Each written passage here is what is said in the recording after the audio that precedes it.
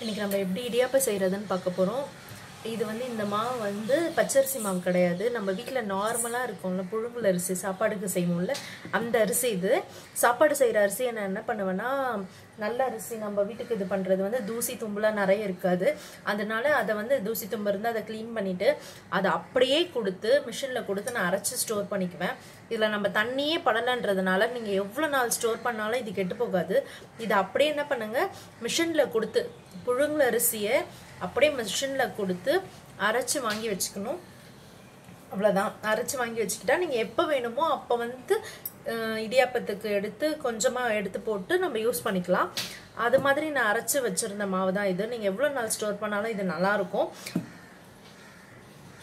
Store பண்ணாலும் நல்லாயிருக்கும். இப்போ வந்து அந்த மாவில் வந்து நான் 2 கப்பு அரிசி எடுத்திருக்கேன். 2 கப் அரிசிக்கு கொஞ்சமாக உப்பு சேர்த்துக்கிறேன். இப்போ நான் பாருங்க கொஞ்சமாக உப்பு சேர்த்துக்கிறேன். கொஞ்சமாக உப்பு சேர்த்துட்டு நல்லா அது மாவோட நல்லா கலந்துடணும். மாவோட நல்லா கலந்த பிறகு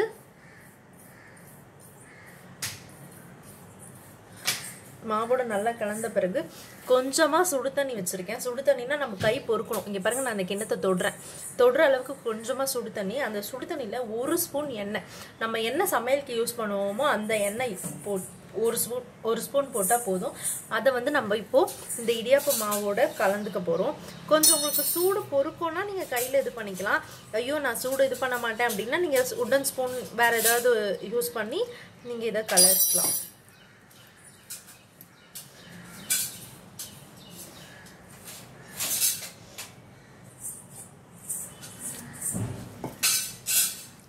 இது நம்ம தண்ணி சேர்த்து ஊற வைக்கலன்றதுனால தண்ணி கொஞ்சம் இழுத்துக்கிட்டே தான் இருக்கும். கொஞ்சம் தாராளமாக தண்ணி சேர்த்து பிசைஞ்சுக்கோங்க.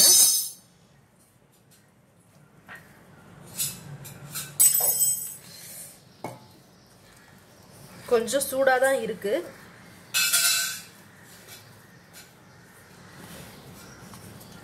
அந்த தண்ணியிலேயே இந்த மாவு வேகணும். அந்த அளவுக்கு சூடு இருக்கணும். ரொம்ப வாமா அப்படிலாம் இருக்க தேவையில்லை. கொஞ்சம் சூடாகவே கை பொறுக்கிற சூடு இருக்கணும்.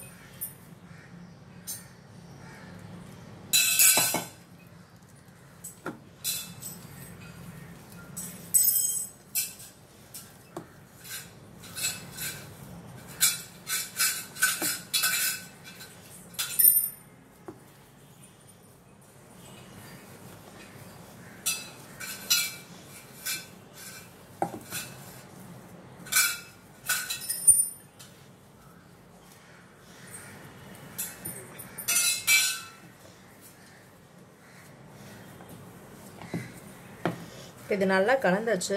இது நல்லா கலந்துட்டாலும் இது வந்து அங்கங்கே இந்த கட்டி தட்டி இருக்கிறது உங்களுக்கு தெரியும். அதனால நம்ம எப்போவுமே என்ன பண்ணணும்னா கொழுக்கட்டை மாவுக்கும் இதே ப்ராசஸ் தான். நம்ம ஒரு டம் கிளாத், அதாவது ஈரம் பண்ண ஒரு கிளாத்தை எடுத்துட்டு நான் இதுக்குன்னு கிச்சனுக்குன்னு சமையலுக்குன்னு வச்சுருக்க ஒரு கிளாத் இது. இதை என்ன பண்ணணும், இதை எடுத்து நல்லா ஈரம் பண்ணிக்கணும். ஈரம் பண்ணிவிட்டு இந்த நம்ம இப்போ பிசைஞ்சு வச்சுருக்க மாவை இதில்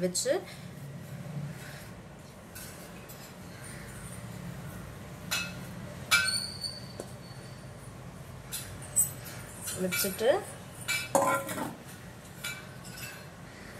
நாலு பக்கமாக சேர்த்துடணும். பாருங்கள், 4 பக்கமாக சேர்த்துட்டு இந்த நம்ம செய்கிற இடத்த சுத்தம் பண்ணிக்கணும். ஏற்கனவே தொடச்சிட்டு சுத்தம் பண்ணிக்கணும். சுத்தம் பண்ணிவிட்டு இங்கே பாருங்கள், இப்படி நீங்கள் அழுத்தி பிசைஞ்சிங்கன்னா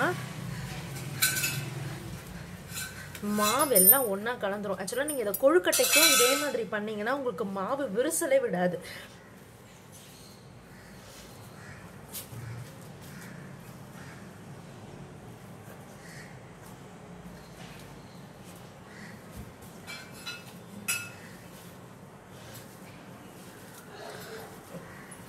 இப்போ பாருங்கள், நான் மாவு காட்டுறேன் எப்படி சேர்ந்துருக்கும்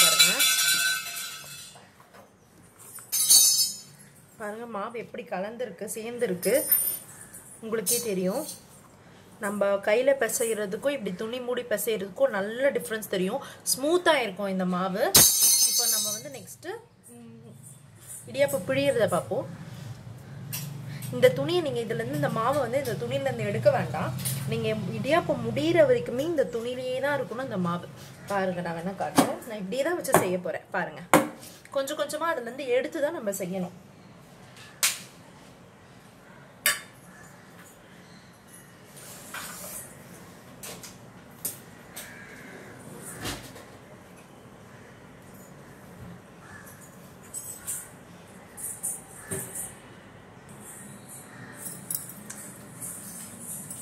இடியாப்பம் வந்து ரெண்டு அச்சுலையும் இது பண்ணலாம். உங்ககிட்ட இடியாப்ப அச்சு இருக்குன்னா இடியாப்ப அச்சு யூஸ் பண்ணிக்கலாம். இதுதான் இந்த இடியாப்ப அச்சு. இடியாப்ப அச்சு இருக்குன்னா யூஸ் பண்ணிக்கலாம். நான் என்ன பண்ணேன், ரொம்ப சின்னதாக இருந்தது ஓட்டை. நானா ஓட்டை வந்து ஒரு இது வச்சு பெருசாக்கிக்கிட்டேன், காம்பஸ் வச்சு பெருசாக்கிக்கிட்டேன். நீங்கள் அப்படி இல்லை இது இல்லை அப்படின்னு சொன்னீங்கன்னா இந்த இடியாப்பம் இருக்கும்ல, நீங்கள் முறுக்கு பிழியறதுல இடியாப்பம் அச்சு இருக்கும்ல, சின்ன மெலிசா சின்னதாக இருக்கும்ல, அந்த ஹோல் இருக்கிற இடியாப்பம் அச்சு கூட நீங்கள் யூஸ் பண்ணிக்கலாம். இதை யூஸ் பண்ணிக்கலாம். நான் இன்னைக்கு இதான் யூஸ் பண்ண போகிறேன்.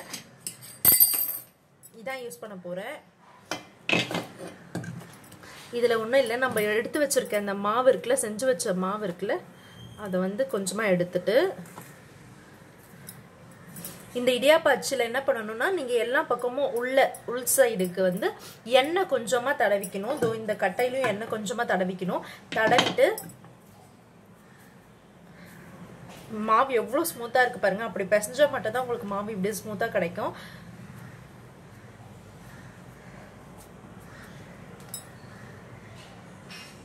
ஓகேவா? அவ்வளோதான். அது உள்ளே போட்டுட்டு நீங்கள் வந்து இந்த கட்டையை வச்சு இப்படி க்ளோஸ் பண்ணிடணும். அவ்வளோதான் இடியாப்ப கட்டை. ஓகேவா?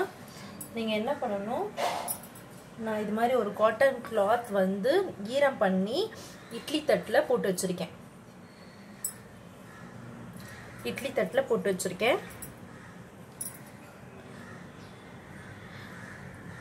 அதில் இப்படி ப்ரெஸ், இந்த விரலை இப்படி ப்ரெஸ் பண்ணணும். இது இங்கே இப்படி பொரிச்சிருக்கணும் பாருங்கள்.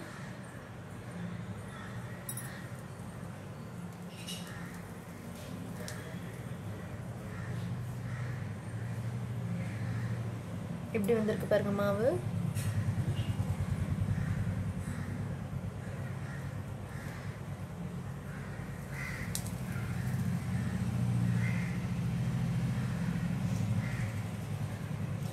என்கிட்ட இடியாப்ப தட்டு இல்லை. நான் எப்பவுமே இட்லி தட்டில் தான் இது மாதிரி குண்டு குண்டா பண்ணிக்குவேன். எங்கள் ஹஸ்பண்டுக்கு இது ரொம்ப பிடிக்கும், அதனால நான் இப்படி தான் பண்ணுவேன்.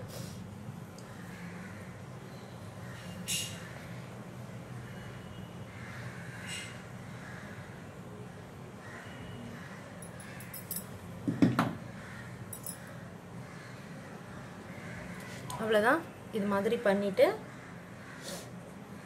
நம்ம இட்லி குண்டால வச்சு ஆவி கட்டி எடுக்க வேண்டியது தான். இதை ஸ்டீம் பண்ணி எடுத்துட்டா அவ்வளோதான், முடிஞ்சிருச்சு. நான் இப்போ ஸ்டீம் பண்ணிவிட்டு உங்களுக்கு இடியாப்பத்தை காட்டிடுறேன்.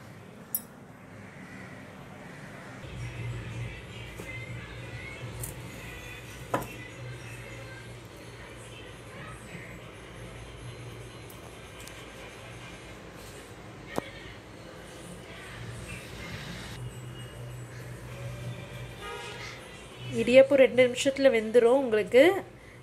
ஏன்னா நம்ம சுடு தண்ணியில் மாவு பிசைறதுனால பாதி அப்போவே வெந்துடும். இப்போ அது இன்னும் சாஃப்டாயிரும். 2 நிமிஷத்துலேயே உங்களுக்கு இடியாப்பம் ரெடி ஆயிரும். நீங்கள் பாருங்கள். ஆனால் பச்சரிசியில் செஞ்சால் நீங்கள் கொஞ்ச நேரத்தில் ரப்பர் ஆயிடும்.